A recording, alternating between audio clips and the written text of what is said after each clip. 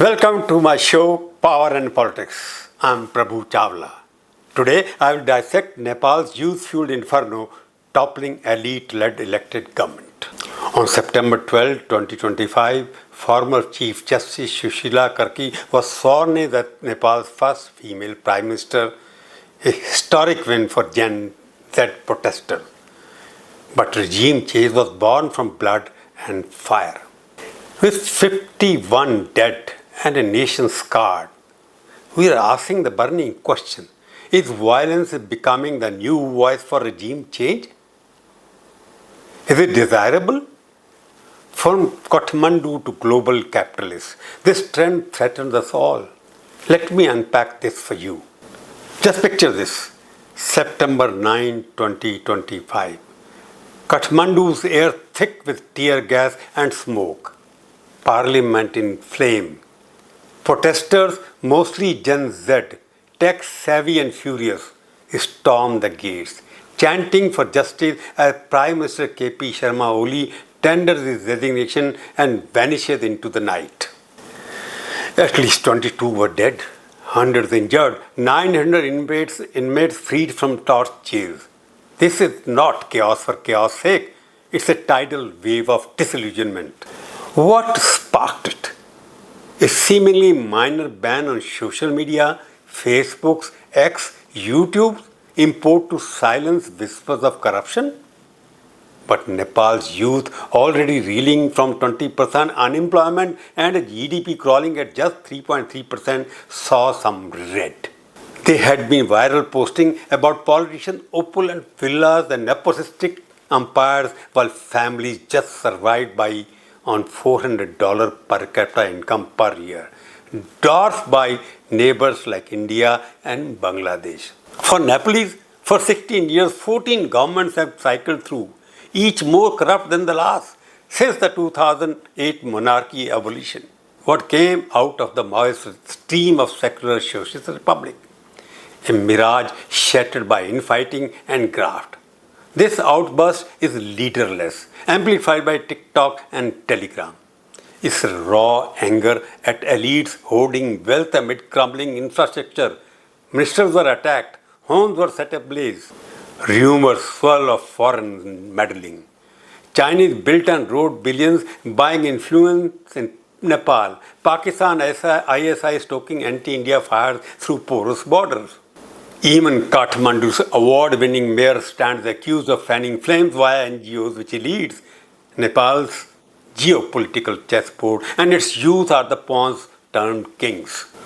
To understand this fury, rewind to Nepal's blood-soaked past. In 2001, the royal massacre happened. Crown Prince Dipender allegedly guns down his family, thrusting Gyanendra Shah onto the throne amid Maoist insurgency that claimed 16,000 lives. Gyanendra 2005 power grab, dissolving parliament, ignites the 2006 people movement and finally toppling him. By 2008, monarchy was once again abolished. Prachanda's Maoist promised paradise collapsed. Instead, what was delivered? Endless coalitions, collapsing in rivalries, no full-term government since then. What is the 2025 trigger? That social media blackout meant to muzzle dissent on elite excesses? But it's symptomatic. Youth unemployment at 20%, debt mounting, aid unspent, protester cry for accountability, not any ideology. Amid the rubble, a twist and an irony. This calls for monarchy return as the Hindu Rashtra swell. Thousands rallied for ex-King Gyanendra in March 2025, clashing with pro-parliamentary democracy crowd. Is it a nostalgia for stability or a desperation for identity lost in secular flux? This vacuum risks anarchy or worse, a military tilt as in our neighbors. Nepal is not alone. This is South Asian plague where youth rage topples thrones built on broken promises. Flashback to Sri Lanka 2022. Economic implosion, fuel shortages, blackouts, 101% GDP debt from tax cuts, mismanagement under President Gotabaya Rajapaksa. Mass protests storm his palace. He flees to the Maldives, then Singapore, and eventually resigns mid-term. His dynasty, brothers in key posts, blamed for nepotism and graft, echoing Nepal's elite excesses. Crowd swam in his pool, a symbol of stolen prosperity. What were the foreign whispers? China's debt traps loomed large over Sri Lanka. Closer still to our neighbors, Bangladesh 2024, student-led fury over job quotas, favoring war-wet skin, morphs into anti-regime fire.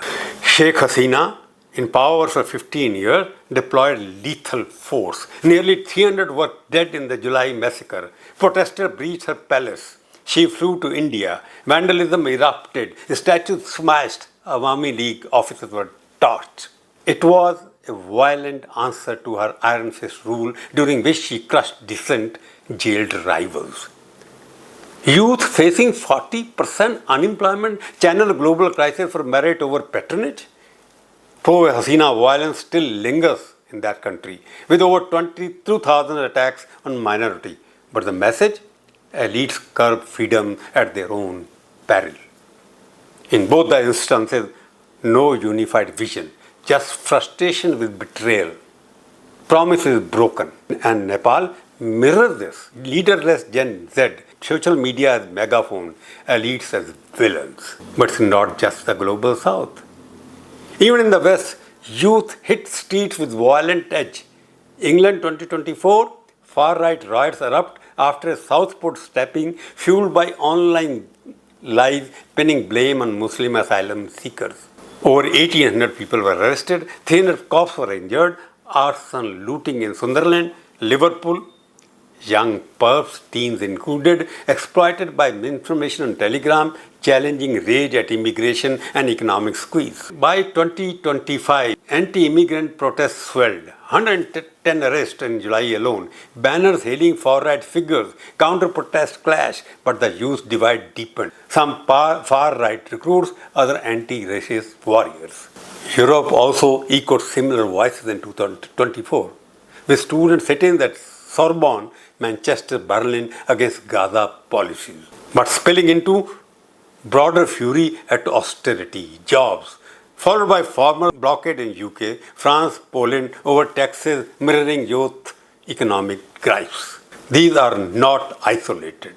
They are symptoms of elites, politicians, CEOs curbing voices while living large life. In democracies from London to Kathmandu, freedom of expression curbed. Nepotism is rampant. Result, streets are ablaze. Here is the thrust. Unvarnished, ruling party elites are the architects of their own downfall. In Nepal, coalition, communist and Congress promised progress, delivered palaces for kin, while youth fled to girl sweatshops.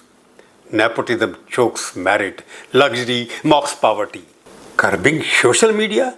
That's a match to fuse. Silence is the very voices democracy badly needs. Globally, it is the same script.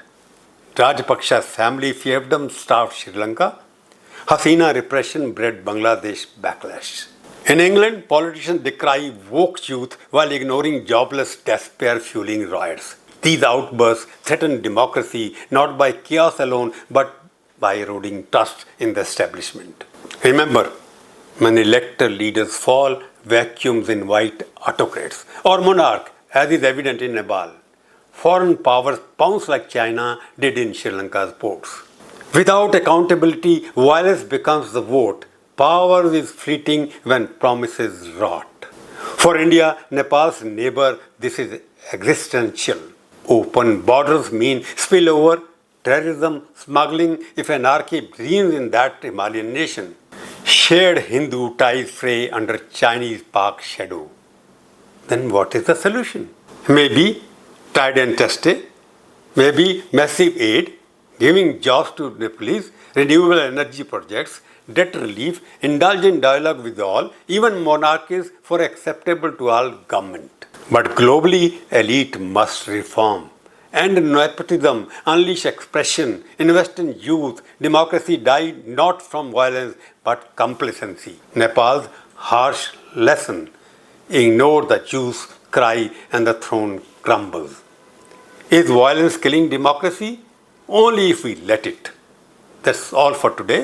We'll meet again for another topic. Please subscribe to my channel, share, and post your comments. Bitter or sweet, I wouldn't mind anyway. Goodbye. Thank you very much.